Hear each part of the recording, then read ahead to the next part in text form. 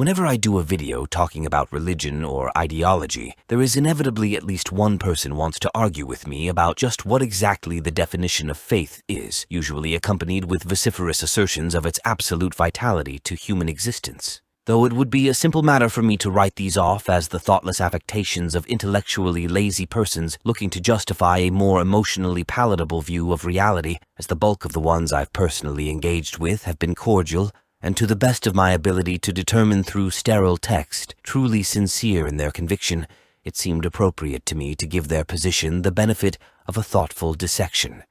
And so here we are. Now, bearing in mind that all ideas are just cerebral tools, and that all tools are value judged by their utility to the user, to answer the video title's question, we first need to determine just what exactly is meant by faith, and then from this determine its function and whether it serves a purpose none other can. However, as this is where the conversation tends to get slippery, we'll have to take a taxonomological approach, by which I mean we'll have to play a game of calculatus eliminatus to derive our foundation. What is calculatus eliminatus, you ask? Quite simple. If you want to pin down exactly what a thing is, you start by eliminating all the things you know it's not. For example, we know that faith is not logic, which is the process of observing and defining patterns. Likewise is true for reason, which is the process of deriving cause and predicting future effects from logical patterns, and also trust, which is a belief derived from personal experience. How do I know faith is different from all these things? Simple. Because if those concepts were one and the same, we wouldn't have invented separate words for them.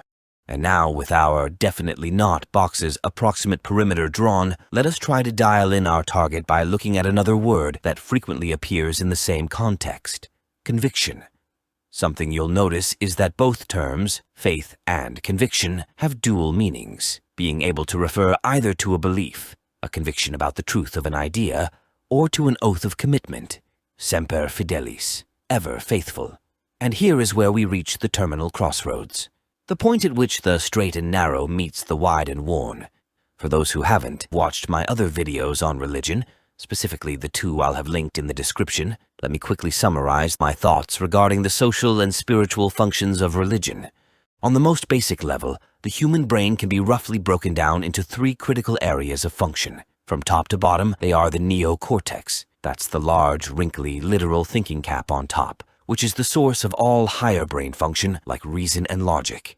Next is the limbic system, comprised mainly of the hippocampus, hypothalamus, and amygdala, which is responsible for producing and/or regulating your hormones and emotions. And last is the brainstem, aka your lizard brain or hindbrain, which controls your body's autonomic functions, reflex actions, and instincts. Those of you who've ever taken a Psych 101 course before will recognize this as the modern neurological version of Sigmund Freud's ego, superego, and ID, respectively. From here, I propose that the purpose of religion, or rather of ideology, which sits at the core at every religion, but yet is definitionally distinct from it, is to provide a solution to the paradox at the heart of human existence. That being the question, when all roads meet the same destination, which is nowhere, why bother choosing anyone over any other? In other words, why bother doing anything if all things inevitably become oblivion?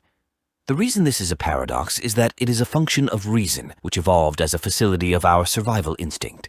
This is why the intellect, which evolved to restrict action to the minimum necessary, stands fundamentally opposed to religion, as the former can derive no goal or purpose in survival, while the latter evolved specifically to impede the intellect from reaching this point of terminal nihilism.